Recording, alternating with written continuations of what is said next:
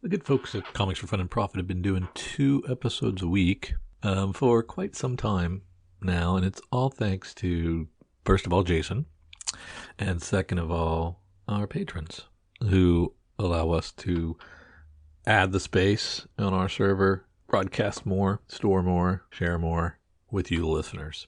I'm envious of those of you who have unlimited storage and media server capabilities. We pay for ours here at the C4 FAP. It ain't cheap. We thank you so much for those of you who go to patreon.com/comicsfunprofit and contribute at any level to say thanks, to say, I want to be a part of your Slack channel conversations. I want to get exclusives. I want to get early access. I want to get ad-free access. I want to get swag. I want to get some free stuff. Whatever your reasoning is, we appreciate it at any level because it does make a difference. So from the bottom of Kyle and I and Jason's heart, thank you for contributing. Aloha! This is Jason from Hawaii. Welcome to a special edition of the Comics for Fun and Profit podcast. In this episode, I will be interviewing writer J.M. DeMatteis. He is here to promote the DeMultiverse Spellbound Comics Kickstarter. Now, this campaign is already a huge success. It's already underway. It's only got a few more days left if you want to back this Kickstarter. Now, I've already backed this Kickstarter. I'm really excited to looking forward to reading these exciting stories. JM, welcome to the Comics for Fun and Profit podcast. How are you doing today? I'm doing very well, Jason. How are you? I'm doing good. Thank you very much. Now, I'm just going to go over JM's brief history because if we go through his whole history, We'll be here for the entire time because I've been doing this a long time. Yes.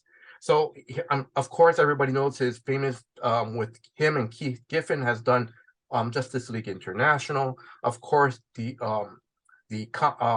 amazing Spider-Man storyline, Kraven's Last Hunt. His creator-owned Moonshadow. He's also I'm going to point out a couple of things because I'm going to touch upon one of it later in the podcast. The DC Elseworld Superman Speeding Bullets. That was I remember that very well when it came out. That was really good. And I also have to point this out as well. DC Creature Commandos. And I know you guys can't see it, but yes, I saw this and I had to pick this up. Oh, that was very, very early in my career too. Yeah. Yes.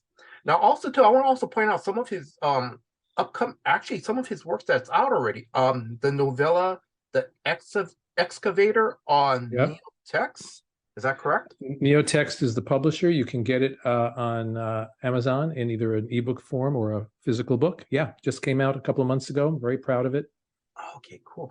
And also too, your limited series on Ben Reilly Spider-Man, the trade is already out already. That also came out, I think, in June or early July. Yeah. Mm-hmm.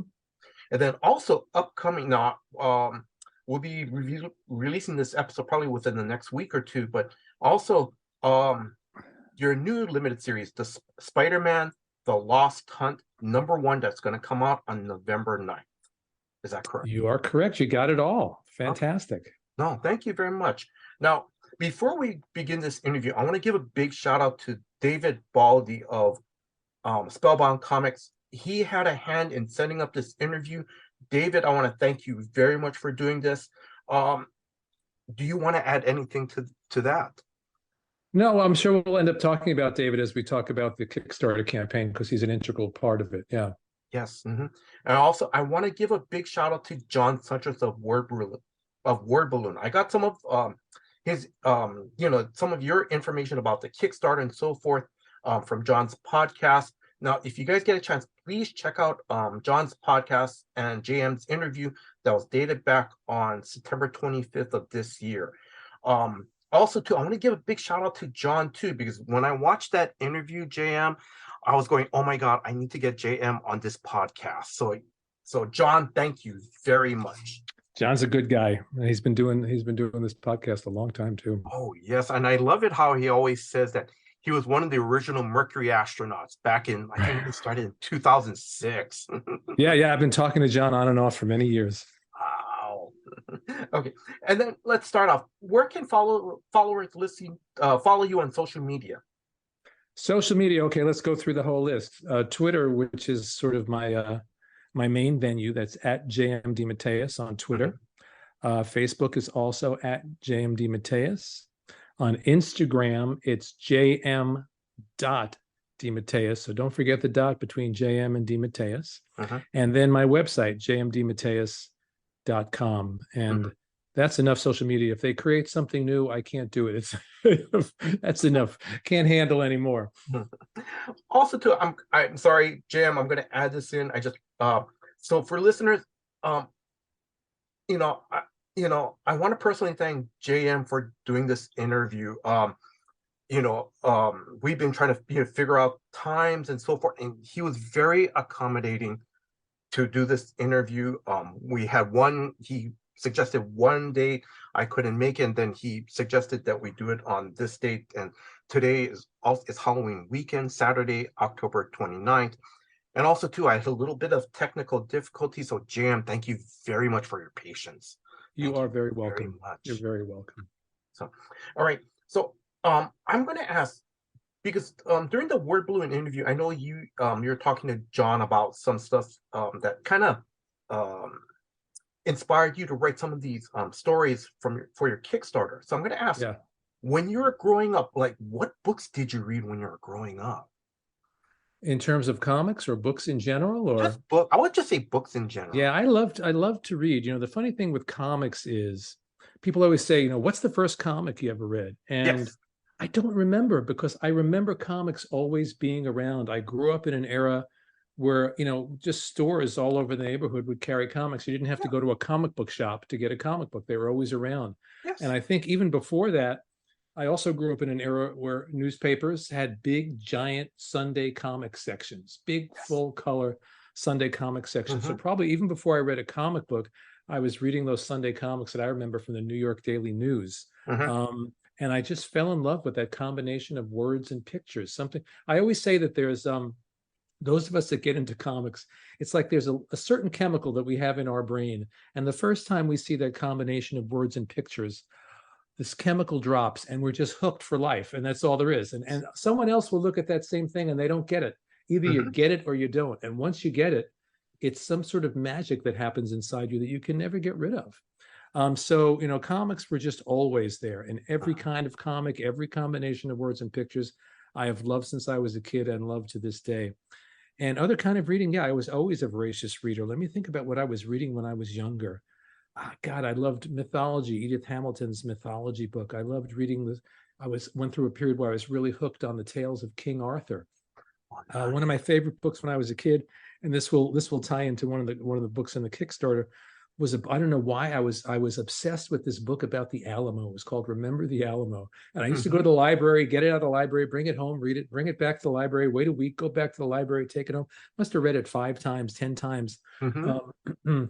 I remember reading all the Doc Savage books, or when I was in 5th grade, I got into James Bond and read all the James Bond books. And I just loved to read. And of course, as I got older, along with reading every piece of science fiction and fantasy I could get my hands on, I discovered Dostoevsky and Dickens and J.D. Salinger and all these wonderful, Kurt Vonnegut, all these other wonderful writers that I love.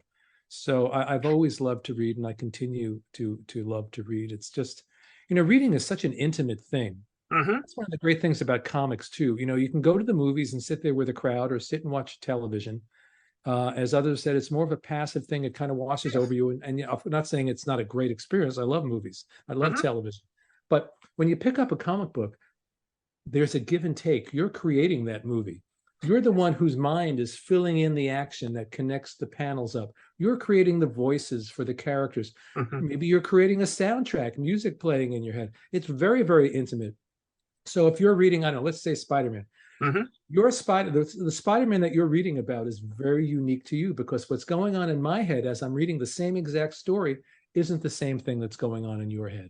Where each of us is creating our own intimate movie. And the same thing, of course, with a novel, where you're creating the pictures as well. So, reading in general is just such an intimate, beautiful, nourishing experience. And comics, with the addition of those pictures, just so magical. Well, I know what I forgot from when I was really little. I was and I still love it. Love Dr. Seuss. I think Dr. Seuss is one of the great geniuses of our time. And I can, I read it as a kid. I read it with both of my kids. I could pick up a Dr. Seuss book now and still be just as enchanted. Just an extraordinarily gifted poet and artist. Oh, that's nice. I want to point out one book because I saw it on your Twitter feed. I know you recently read, and when you talk about visuals in your head and so forth, is Ray Bradbury's Something Wicked This Way Comes. Yeah, I love Bradbury. Bradbury, in my pantheon of writers, Bradbury is very, very near the top. Sometimes lately it feels like it's a tug of war between Bradbury and Dickens for who gets the top slot, And I have loved Bradbury for so many years. Yes. And one of the podcasts I did recently was because it was Halloween. It was a horror related podcast. And Something Wicked This Way Comes is an October book. It's a Halloween book, And I hadn't read it for maybe 30 years, and I read it again, and it was even better than I remembered it. To call Bradbury a science fiction writer is incorrect. It's to label him as something he transcends. To even call him a novelist is incorrect. I think of Bradbury, it's like he's an epic poet that uses the novel form. His use of language is so unique. The way that he tells a story, the way that he gets into your head and your heart is so unique. And I know for me as a creative person, I read a Bradbury book and it just makes me want to run to the computer and write. He's so inspiring. Yes. And I adore Bradbury. Absolutely adore him. I'm going to ask you this question because I'm sure you've gone to many cons over the years. Yeah. Did you ever get a chance to meet Ray Bradbury? I never met him directly, but because a couple of things. Many years ago, when I first read Dandelion Wine, which is my favorite Bradbury book, I absolutely adore it. I wrote him a letter and was astonished to get a beautiful letter back from him.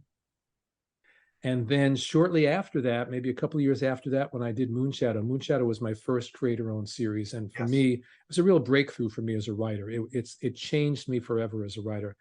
And I wanted to share it with him. So I sent the first issue to him. And again, got a beautiful letter back. And so I would send him every issue, and each issue, he'd send me a little note thanking me. And then when we needed a promotional quote for the collected edition, I very hesitantly asked him, would you consider giving us a quote? And he gave us a beautiful quote, which if you look at the recent Dark Horse edition, you'll still see that quote on the cover, because I'm never taking that quote off the cover, Just what a generous soul.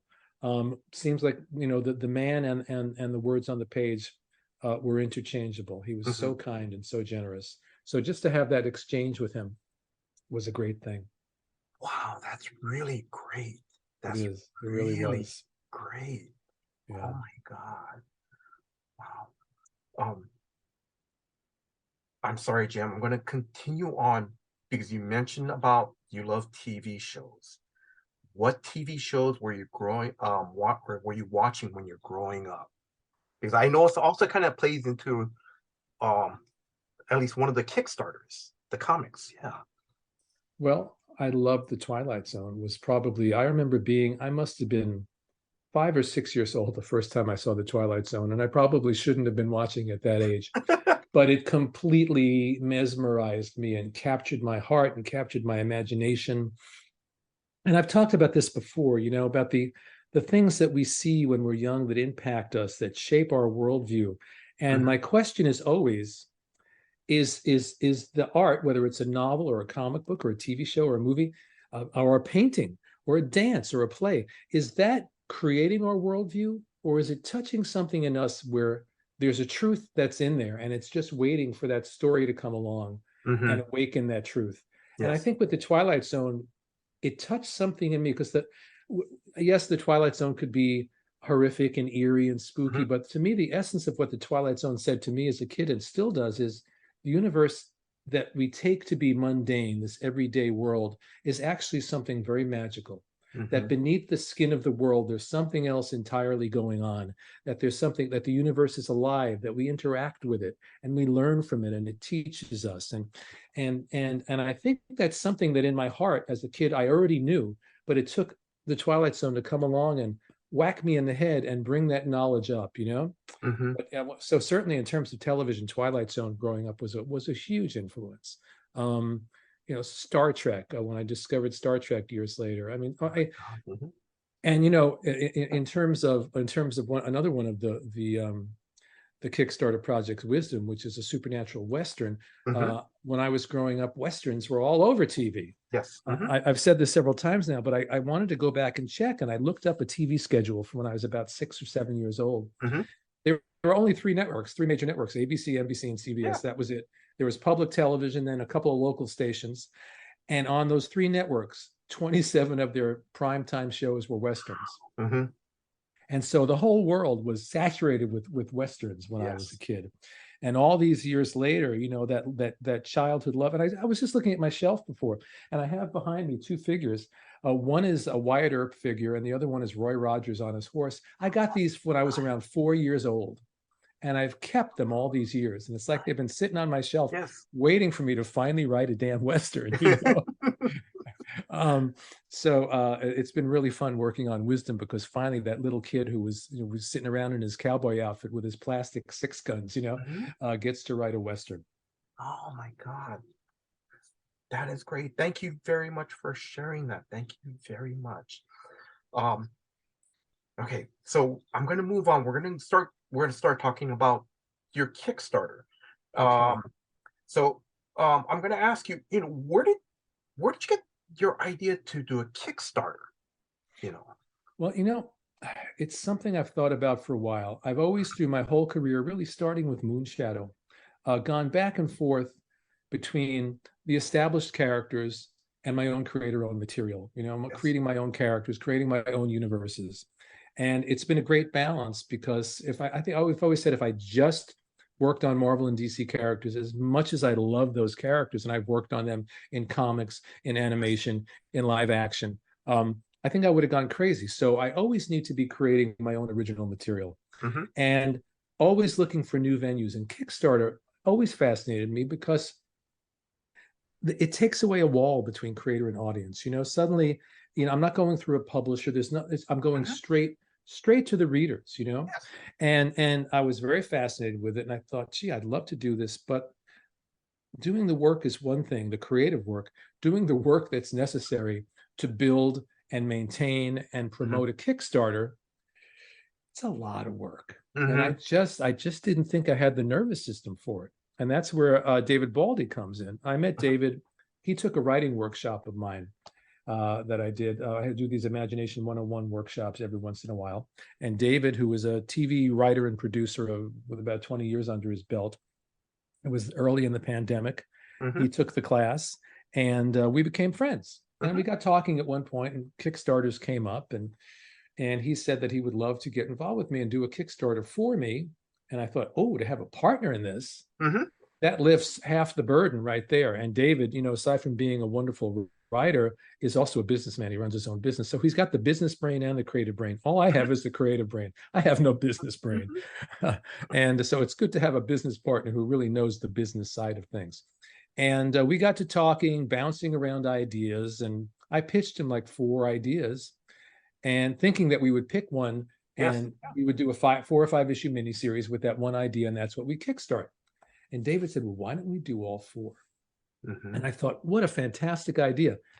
4 number 1 issues, essentially like 4 pilot issues. And then the fun part is, anyone who supports us, who buys all the number 1 issues, or buys the collected edition, which will contain all the number 1 issues, gets to vote on which of these 4 is the first one that we will continue. The idea ultimately is to continue them all, but we have to start with one of them.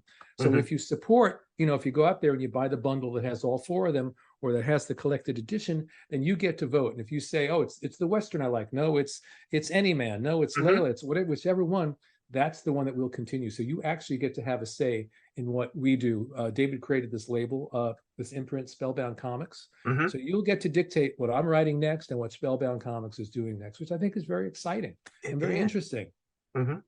So, David and I got together, we put this together, went out there and found these wonderful, wonderful artists to do the books, not to mention the amazing artists we have doing alternate covers. And I mean, we have really a group of top-notch professionals whose names you know from Marvel and DC, right down to our colorists and letterers and everybody. So it's a great, great team we've assembled to take these ideas, which have been gestating in my head, some of them for almost for decades, finally getting them out into the world. It's very, very exciting. Very exciting. Before I start talking about your pilot episodes and so forth, is I just think it's so cool that you're doing, okay, you, the readers, are going to vote, because it kind of reminds me of back in the late 80s when DC did the 1-800 numbers, like Death of Rob. This is so cool. It's great. Right. At least we're not voting on killing a character, right? We're voting on continuing. We're voting on life, not death. All right. Let's see. I'm going to start off with I'm just going to jump right in. Let's jump in. Any-Man. What is the story about? Okay, so I'm going to give you teasers. I'm not going to tell you too much because I want you to be excited and read the books. Any-Man, first of all, the art is by David Baldion, who did my recent Ben Reilly Spider-Man series. Amazing artist. I've said before, I really wasn't aware of David's work before we did the Spider-Man thing together. And I just was blown away by his storytelling skills, by his ability to draw, to do action, to do quiet character moments. He's such a gifted, gifted artist. And the work he's done on Any-Man is just phenomenal. All these guys have just knocked it out of the park on this stuff. No one gave anything but their very, very best to these projects. So Any-Man, that's a big story that takes place over the course of like 50 years. It begins in 1969. We're in Times Square in New York, and a portal opens. And through the portal leaps this costumed figure. And this is the one series that on the surface, at least, seems like the most traditional superhero story, right? So through the portal comes this costume figure who claims to have come from millions of years in the past, from a perfect utopian civilization. But this utopian civilization got out of control. Their egos grew too big. Their grasp, they reached too high, and the civilization came collapsing down because of their own ego and arrogance and greed. So he has come now to 1969, which he says is a pivotal time for our civilization, because we're at the same point where we could rise or fall, and he's here to help us rise and not fall. So over the course of the next 50 years, the media names him Any-Man. He becomes the global hero, the one that everyone, not just in one city, not just in one country, but around the world, he is the hero of heroes, the global hero. The only problem with all of this is that this entire story that he's told us is a complete fabrication. It's a lie. So who is Any-Man? Why is he here? Where did he come from? Who created him? So that's the first twist. And then there's another twist and another beneath that. So there's a lot of interesting things going on beneath the surface of what at first appears to be a simple superhero origin story. And the story jumps back and forth through time across those 50 years. And it will, as the series continues, it'll be constantly time jumping in that sort of Citizen Kane kind of way. Yes. Yeah. Okay. Then I'm going to go into the next pilot, Godsend. I saw some of the artwork by Matthew Dow Smith. Yeah. Matthew's wonderful. And one of the things I love about Matthew's style is that it's very unique. Yes. You can't really confuse his artwork with anybody else's. It's a very singular art style. And one of the things he does so well, he reminds me, in fact, of Kevin Maguire. Oh, I should mention, Kevin Maguire did my old JLI buddy, Kevin Maguire did the alternate cover for Any-Man, and it's beautiful. If you go to my Twitter feed, you'll find it there. So, but Matt also, like Kevin, but in a different way, is fantastic with faces and body language. So he really gets to the heart and soul and the emotions of the characters so beautifully. So Godsend, one of the themes that tends to run through my stories and that I really dive into in Godsend is this idea of we all walk around with a conception of who we think we are. And then there's another level of, well, that's who we think we are, but who are we really? Then there's our presuppositions about reality itself. Well, we think reality is this concrete thing, and we get up in the morning and we have our breakfast and we go to work. But what's lying beneath that, if you could peel away the skin of the world? What's really humming beneath there? So those are the themes we explore in Godsend. Our main character is Eric Small. He's a 35-year-old junior high school teacher. He's depressed. He's overweight. He doesn't have many friends. He had a very abusive childhood. He's a sad, sad character who's really, really struggling to get by every day. And into his world and into the world appears this celestial being. My one line on this story is Kirby Gods meets Philip K. Dick meets the Matrix. So this kind of Kirby God character, this blue-skinned deity appears, and no one's really sure, is he here for the sake of good or the sake of evil? But he seems to be here for our benefit, but we don't really know. But Eric becomes obsessed with Godsend. His whole life, he's stuck to the TV. He's on the internet. He's cutting things out of magazines. He's just, he feels some profound connection to this being, and he doesn't understand what it is or why, but it's almost as if his entire fate as an individual is wrapped up. And this is the same thing that's happening to a lot of people around the city and around the world, this deep connection to this being that no one can really understand. So one day, Eric's sitting in his living room and he looks up, and there's this being standing there, not Godsend. This is a 7-foot tall being with a man's face and a turtle's body.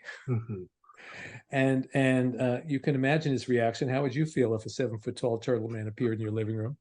And this being, who calls himself Korm, K-O-R-M, basically says, "Get on my back." And Eric is like, no, get on my back. What are you going to do? The giant turtle says, "Get on my back." So he gets on his back. The turtle flies him out the window. And this is the beginning of a journey that completely shreds all of Eric's sense of who he is, all his sense of what reality is, and starts him on a journey that transforms his life and the life of the world. And one of the amazing things about working on these series is this is part 1. I know what part 2, 3, 4, and 5 are. I know what's coming. I know that as Godsend continues, we're going to uncork dozens of new characters, and a whole new mythology is going to be born out of this one thing. So it's like, I'm so way past these first issues and into what's coming, so I'm just so excited to get it out there and let people see it. So that's Godsend. That's the premise of Godsend.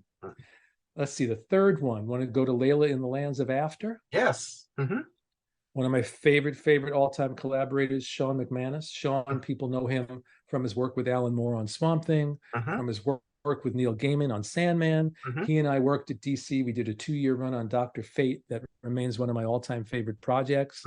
And we've been talking about Layla for about 12 years now, Sean and I, looking for the right venue to get it out into the world. So we're really, really excited to finally get it out. So the premise here, 13-year-old girl, Layla, is on her bicycle coming home from her friend's house one chilly October night. It's a very Bradbury night. It's October. The leaves are turning. It's windy.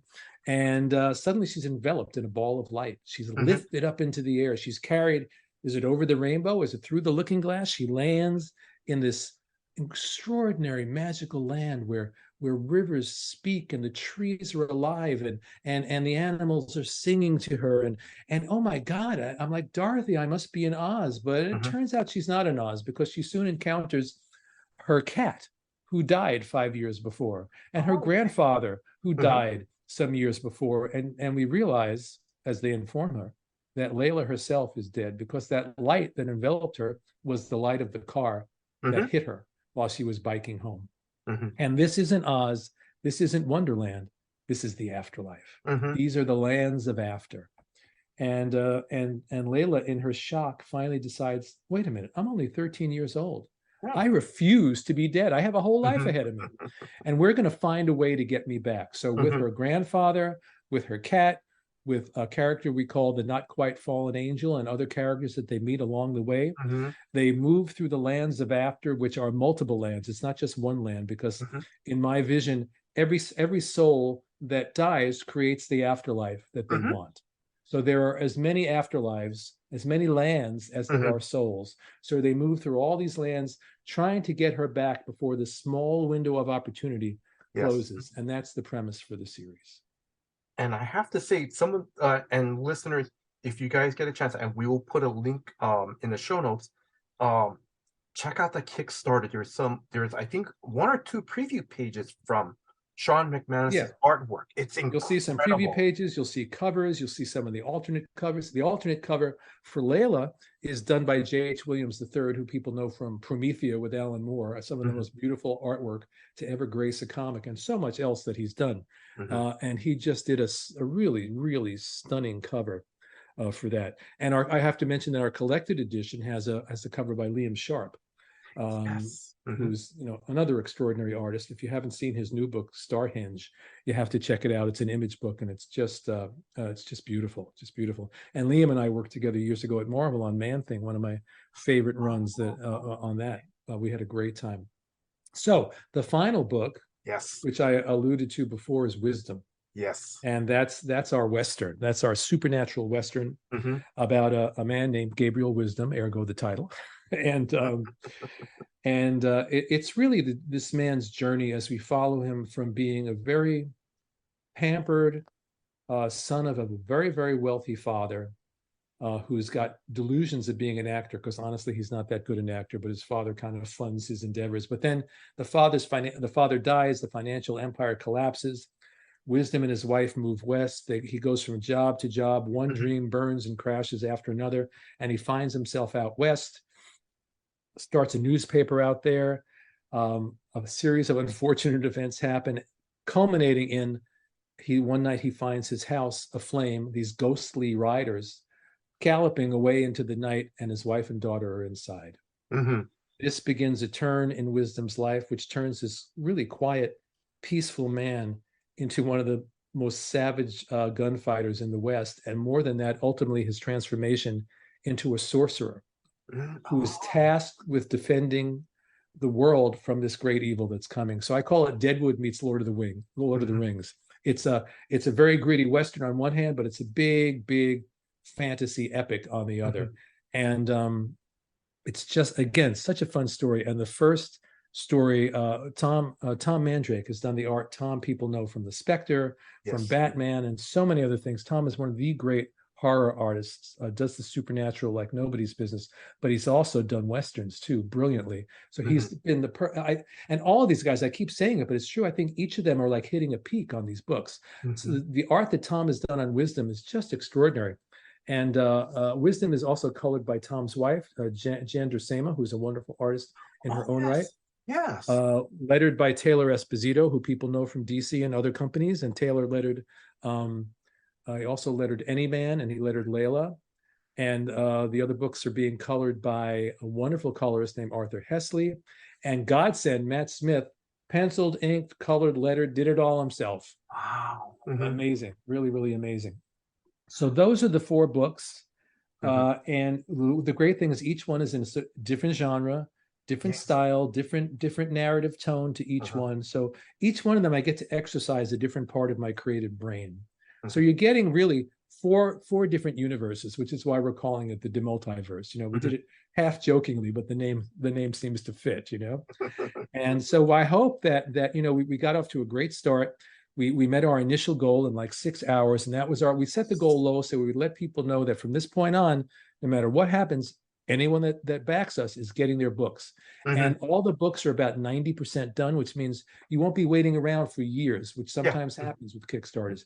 You will get these books. Once we're done, we'll wrap up the books, get them off to the printers. That could take time. But we think by the spring, probably early spring, everyone will have the books in their hands. And it's really, really exciting. Also, check out the Kickstarter, because we have a lot of different rewards and different tiers that you could continue, that you could support us with. It sounds like that for this Kickstarter, it's really more a labor of love that everyone's and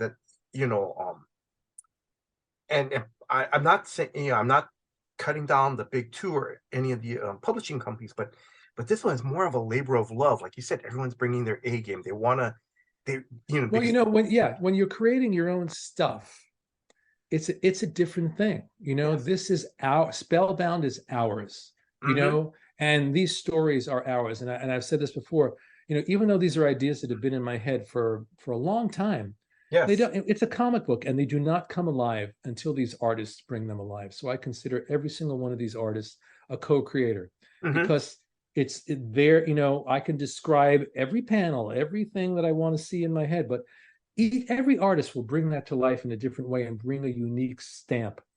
You know, you can't confuse Tom Mandrake with Sean McManus. You can't confuse Sean McManus with David. Yes. You can't confuse David Baldion with Matthew Dow Smith. So each of them brings a unique visual stamp and storytelling skill to this world. And it's comics. You can't do it without them. So they are co-creators on this, and everyone's pouring their heart and soul into it. And I'm just very, very proud of the work we've done. And that's why I'm inviting people to please come along with us. You know, even though we met the initial goal, we have other goals that we need to meet if we really want Spellbound to go forward from here. So you know, the Kickstarter runs till November 11th. Yes. Thereabouts, 10th or 11th, something like that. And so we're going to be banging the drum until then. Yes. And, you know, I'm seeing that's one of the hardest parts of this process is really having to be out there on Twitter and Facebook and Instagram and all that every day. Yes. And reminding people, because, you know, sometimes you think, I've just said this 100 times, and then someone comes along and said, oh, I've never heard about this. What is it? Yeah. So you have to be constantly reminding people. Yes. And so anyone out there that has read and enjoyed my work, I invite you to come along with us on this journey. I've said it before, it's a cliche, but it's true. We cannot do it without the audience on this one. We can't do it alone. We need you. You are a participant in this amazing journey that we're on. I'm going to ask a question. Let's say, and I'm not being sarcastic, but let's say someone, you know, someone listens to our interview or John Suntress's interview sometime in, let's say, March of next year and go, oh my God, when was this Kickstarter? How can they, you know, are there other ways to, you know, like to buy the individual issues? Yes. Trade? Yes, that's a great question. I'm glad you asked it because I forgot to mention this. The books, so, you know, and some people also just feel uncomfortable with Kickstarter that for whatever reason. The books are also available right now. And once the Kickstarter is over, they will continue to be available at the Spellbound Comics website, which is simply spellboundcomics.com. So if you're uncomfortable with Kickstarter, or if you missed the Kickstarter for whatever reason, go to spellboundcomics.com, and same thing there. If you get all 4 books of the collection, you will be able to vote on which of the 4 series will go forward first. That's nice. Yeah, it is nice. It's really nice. And then couple things. Because I backed the trade. You have former Marvel editor in charge, Tom DeFalco, or that's right. Chief. So how did you get Tom involved in this? Oh, so just to explain for people, Tom is doing the foreword for the collected edition. Yes, I'm sorry. Yes. Yes. Yeah. And it was really simple because Tom and I have been friends since 1980. So he was one of the first editors I worked with when I started working at Marvel, when I was doing Marvel Team Up, and we've just become good friends over the years. And David Baldi asked me, you know, for the forward, we want someone who has a good sense of the whole arc of your entire career and who knows you personally to write something about you and your career. Who do you think? And one of the first people that came to mind was Tom. And Tom said, sure, I'll do it. I'm happy to do it. So that's great. Happy to have Tom aboard. And that's what I mean. We have so many wonderful people involved with this. It's like a who's who of comics. Yes. You know, I always say, forget about me for a minute. If you don't like me, it's okay. Look at these artists. Look at these people that are involved with this. It's you know, it's worth it for them alone. If I wasn't involved with it, I'd support it. All right. JM, I'm slowly wrapping things up. Now, in the beginning, I mentioned one of your works that you've done was the Elseworld Superman Faster and Speeding Bullets. Hopefully I forgot the title. Speeding Bullets, yeah. It's just called Speeding Bullets, yeah. So I know the art was done by Eduardo Barreto when it came out. Like I said, I love that issue. I remember that, picking up that Elseworld. I love it. That was just to remind people what the premise of that was. It was, you know, to me, it was like the most obvious Elseworlds you could possibly do. The rocket comes from Krypton. It lands just outside Gotham City, where it's found by the Wayne family. So little baby Kal-El is now raised by the Waynes. The Waynes are murdered, and basically Superman grows up to be Batman. And how would that play out? And it's a one shot. I think it was like 48 pages or something like that. Yeah. And it tells it's all done in one, and it's a fun little story. And people, it's one of those stories that has lived on. People have continued to enjoy it all these years. Oh, yes. Now, how cool was it to see, and I hope you and I hope I hope they send it to you.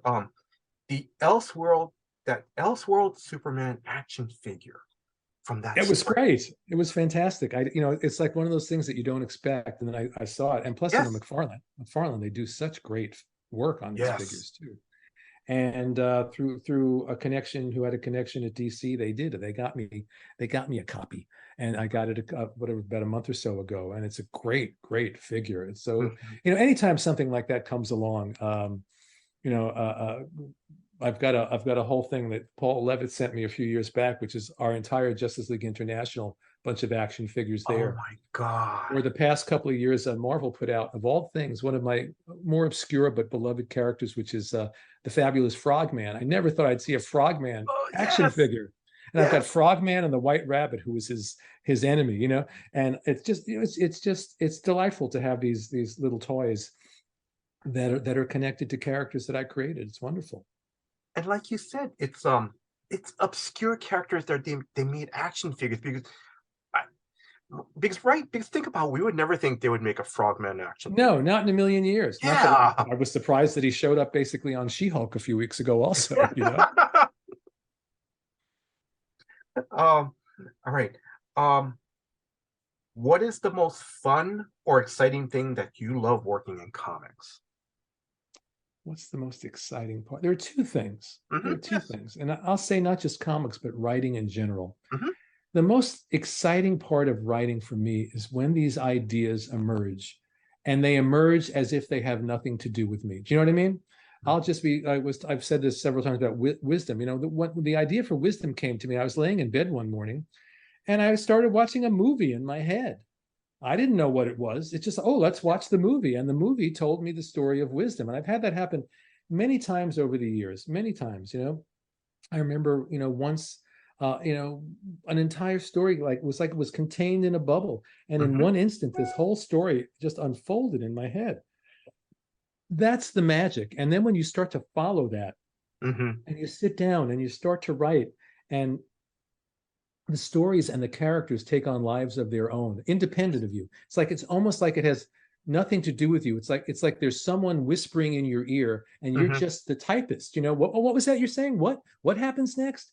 And then the story rears up. It surprises you. That's the magic to me of just writing in general. The more my stories surprise me, the more that I feel like I'm out of the way and the story is just coming through. It's almost like they're coming through from another dimension.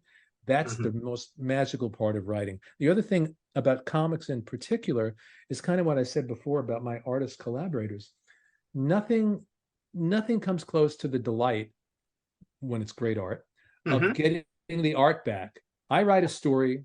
I've had something, maybe it's been in my head like these stories for 10 years, 12 years, 15 years. And suddenly some brilliant artist has now brought this story to life, and the page of art arrives. It Yes. used to arrive in a package. Now it arrives through email. Hmm. Everything is digital. And there's something about that. We talked earlier about that little chemical that drops in your brain Yes. when you love comics. I still get that feeling when I see the artwork for the first time. It's like I'm a kid, and there is this innocence and awe and wonder and joy when the artwork comes through. I have so much respect and admiration for these guys and what they are able to do Hmm. with a pencil and a pen. It's incredible. Wow, that is nice. Thank you very much. Um, about maybe three more questions. What was your favorite convention moment, whether it was as a fan or as a creator? Let me think about that. Hmm. I don't know if I can think of one moment particularly, but there are moments that happen, Yes. and Hmm. they've happened a number of times. And to me, these are the moments that they're not just favorite convention moments. They're moments that really kind of make your whole career worthwhile. Yes. When someone walks over to your table and says to you, "I read this story when my life was in crisis, and your story touched my heart. It gave me hope, or it made me see the world in a whole new way. I never thought of these questions of spirituality before until I read this story." Or my grandmother died, and I read The Death of Aunt May, and it touched my heart so deeply. One person like that, who takes any story of mine into their heart that way, it melts me. It's just like I could become a puddle at their feet. And it's Mhm. happened so many times, and I do not take it for granted. I feel profoundly grateful every time something like that happens. It means so much to me. And the other nice thing is these are very nice people. you know I've met so many nice people over the years that read and appreciate my work. It's very rare that I have run into any uncomfortable characters, even on social media, because on social media they show up, you can always block them. But the Yeah. majority of people that interact with me because they like my work. And they're very sweet, and they're respectful, and they're compassionate, and I try to be the same way in return. And what a delight to have someone come up to you and just tell you that something that you did meant that much to them. Yes. Because, as a reader, that's the way I am. I said I wrote that letter to Ray Bradbury because that book touched my heart so deeply. So in a way, it's giving back to others what Bradbury gave back to me. You know what I mean? Yes, I do. It's very sweet and very touching, and so it's magical. All right, 2 more questions. Have you and your family been to Hawaii? Not the whole family, but my wife and I. Well, my wife and I, when we got married back in the 90s, we had 3 different honeymoons, and one of them was to Hawaii, and it was a fantastic trip. We went mostly on the Big Island. Yes. We one of the most amazing experiences I ever had was going to the top of Mount Mauna Kea. Yes. Just blew my mind. As you drive up there for like 100 hours, it feels like, Yes. and you're going from like the balmy, beautiful Hawaiian beach up to the top of this mountain that's above the clouds with this observatory and the wind. And it's just, you feel like you've reached the top of the world, and you can touch the sky.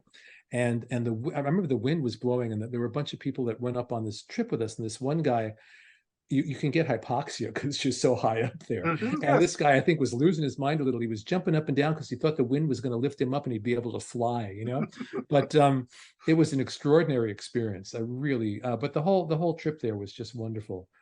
We went down to the Waipeo Valley and rode horses around down there. Wow. Yes. The beaches were gorgeous, and to be on a honeymoon there. Mm-hmm. Oh, and the other extraordinary experience we had was in Volcanoes National Park. Yes. We were walking around there, taking a trip with one of the park rangers, and they took us out to a lava flow that was happening right then and there. Nice. And literally standing 10 feet away from a lava flow. Yes. It was extraordinary.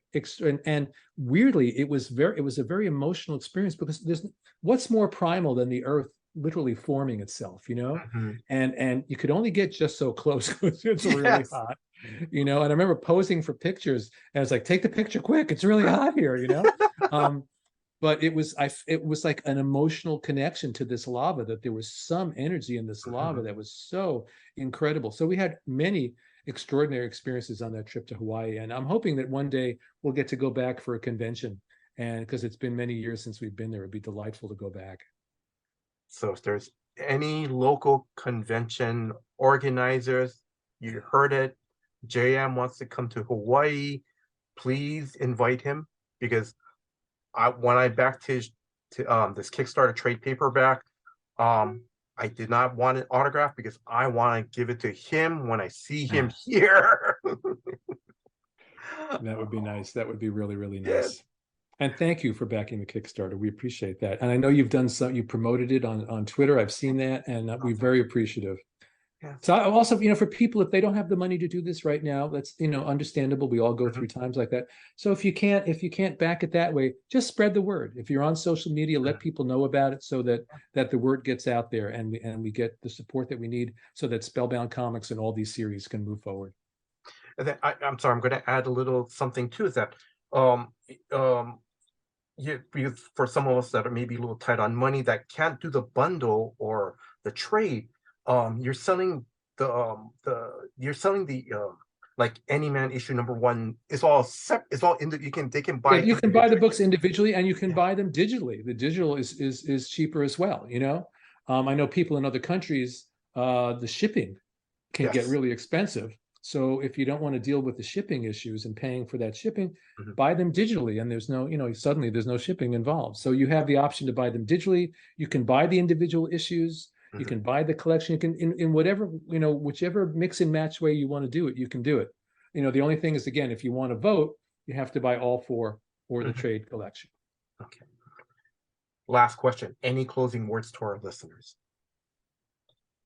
Any closing words? No, let's go back to what I was just talking about with the conventions. I am so grateful to all the people out there that read, enjoy, and appreciate my work, and don't think for a moment that I take that for granted. It really means the world to me. So thank you. And everyone who's supporting the Kickstarter and everyone who will join us in our last, I guess we have about a week and a half to go. I don't know, by the time this airs, it may be 2 days to go. I'm not sure. But please come along for this ride, because it's really, really exciting. And I think you'll really enjoy the stories, and you'll be a part of something new and helping create something new that hopefully will move forward from here for some time to come. JM, mahalo. Thank you. That is thank you in Hawaiian. Thank you very much for your time. I mean, again, I have to say thank you very much for giving me this opportunity. Like, I'm sorry, I'm going to say this again, but I know we were trying to work out times. But just thank you for accommodating me today. Thank you. Oh, it was a pleasure. It was a pleasure. And thank you for giving me a chance to talk about the Kickstarter and the work. And hopefully, maybe one of these days, we'll see each other face to face at a Hawaiian convention. Wouldn't that be great? Oh, yes, that would. Thank you very much. And congratulations on on your Kickstarter. I know we have a few more days left. I hope, more fans will continue to support your campaign on this. Thank you. I hope the fans will do that. I also want to thank David again of Spellbound Comics for help setting up this interview. If you are a new comic book reader or a lifelong comic book reader, please check out the DeMultiverse SpellBound Comics Kickstarter. Now, the campaign ends on November 10th. And correct me if I'm wrong, JM, you said that also too they can check out the Spellbound Comics website as well. Spellboundcomics.com has all kinds of information there, and you can purchase the books directly from Spellbound. Yeah. Okay. And then and listeners, I've already backed this Kickstarter because I'm very excited to read, it just sounds so cool. Now, when you talked about wisdom, I'm a little more excited. I'm sorry, JM. I know Western is your favorite genre, but Godsend sounded pretty cool. But just for you talking more about wisdom, it's like, oh, I want to read this. What's funny is, for me, people keep asking, which one is your favorite? Which one is your favorite? And it's whichever one I'm thinking about at the moment, yes, because I'm so excited about all these stories, and I can see going forward what they're all going to evolve into. So it's hard for me to choose. Right. I want to thank Drew, the host of Comics for Fun and Profit, for putting this episode together. Drew, thank you very much for all your hard work behind the scenes. And if you are a new listener, please check out new episodes of Comics for Fun and Profit that comes out every Saturday. And I want to thank you, the listeners. Thank you very much for your time. Thank you for listening to this episode. Until next time, guys. Aloha.